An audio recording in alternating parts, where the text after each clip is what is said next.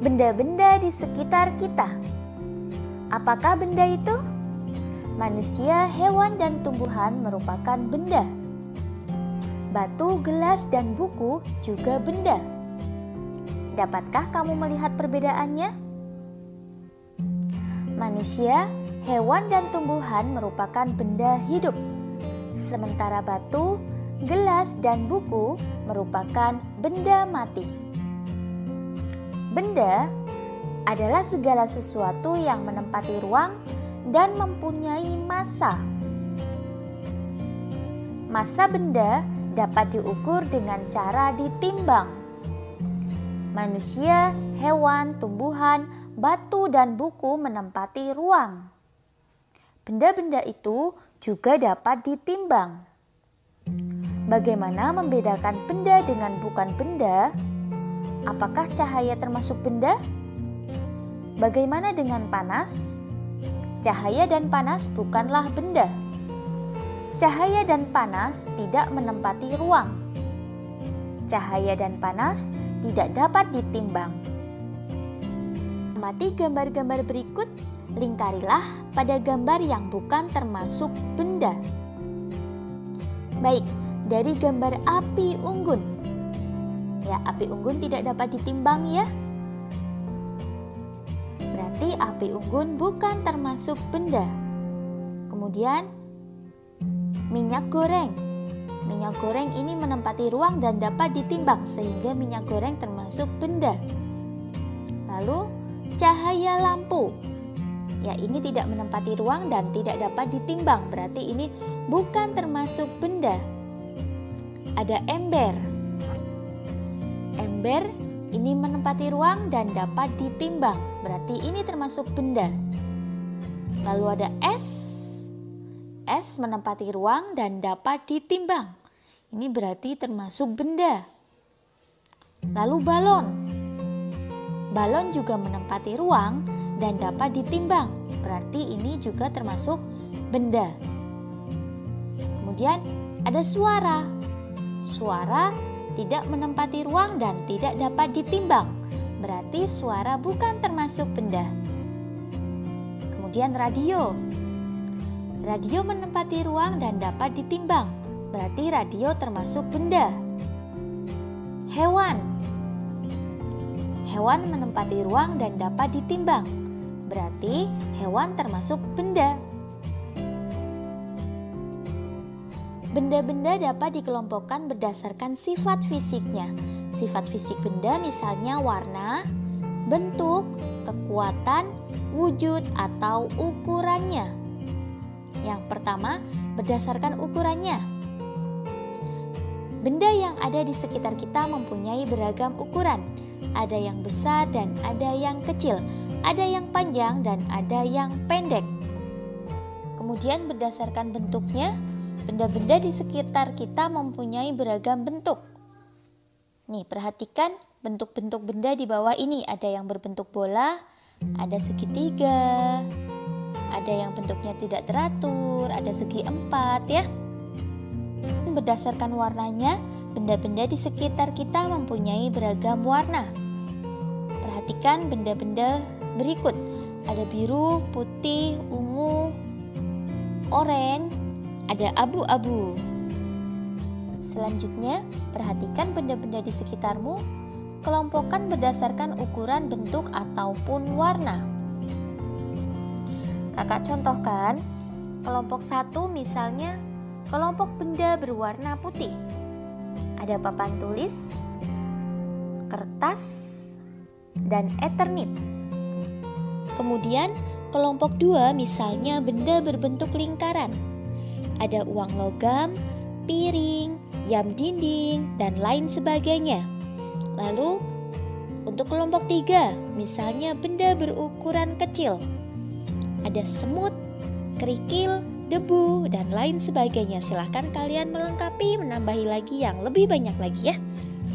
Kamu telah mempelajari tentang jenis, sifat fisik, dan ciri benda. Selanjutnya, lengkapilah tabel berikut. Ya, benda berdasarkan jenisnya, ada benda hidup dan juga ada benda mati. Lalu jika dikelompokkan berdasarkan sifat fisiknya, itu bisa kita mengelompokkan berdasarkan ukuran, berdasarkan warna, dan juga berdasarkan bentuk. Lalu ciri-cirinya yaitu mempunyai massa dan juga menempati ruang. Perhatikan benda-benda berikut. Benda-benda tersebut merupakan kelompok dari keanekaragaman jenis benda. Benda tersebut dikelompokkan menurut fungsinya, yaitu alat untuk mengukur.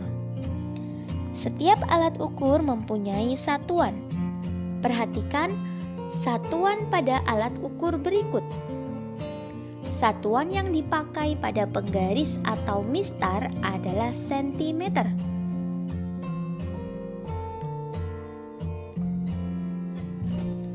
Penggaris atau mistar merupakan alat ukur yang digunakan untuk mengukur panjang.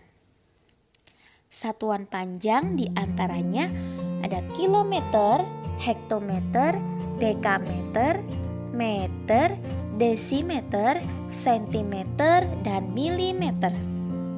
Perhatikan cara menggunakan penggaris atau mistar. Letakkan salah satu ujung benda, himpitkan dengan titik 0. Kemudian, perhatikan ujung benda yang lain menunjukkan titik berapa. Ya, menunjukkan skala berapa. Perhatikan, untuk ujung yang satu menunjukkan 0 dan ujung yang lain menunjukkan 3. Berarti benda tersebut memiliki ukuran, kita hitung ya, 1, 2, 3. Berarti benda tersebut memiliki ukuran 3 cm. Lalu contoh yang kedua, ada krayon. Himpitkan salah satu ujung krayon di titik 0 dan lihat ujung yang lain menunjukkan titik berapa. Nah, ini ujung yang lain menunjukkan titik 7. Berarti hasil pengukurannya adalah 7 cm. Silahkan untuk benda-benda pada gambar berikut, kalian tentukan hasil pengukurannya berdasarkan gambar. Benda-benda dapat dibuat dari bermacam-macam bahan. Ada benda yang terbuat dari batu, kayu, besi, kaca, plastik, dan lainnya.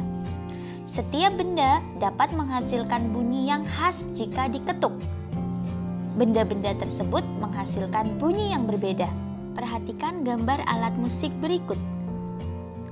Alat musik tersebut adalah alat musik ritmis. Alat musik ritmis yaitu alat musik yang tidak bernada namun dapat menghasilkan irama lagu. Selain menggunakan alat musik, kita dapat menggunakan tepukan tangan untuk mengiringi lagu. Berlatihlah memukul pola ketukan berirama menggunakan simbol berikut. Simbol 5 jari terbuka menunjukkan ketukan kuat. Kemudian, jika 2 jari berarti ketukan sedang. Apabila 1 jari berarti ketukan lemah. Ikuti pola irama berikut ini. Untuk pola pertama, kuat, sedang, kuat, sedang, kuat, sedang. Pola kedua, kuat, lemah, lemah, kuat, lemah, lemah, kuat, lemah, lemah.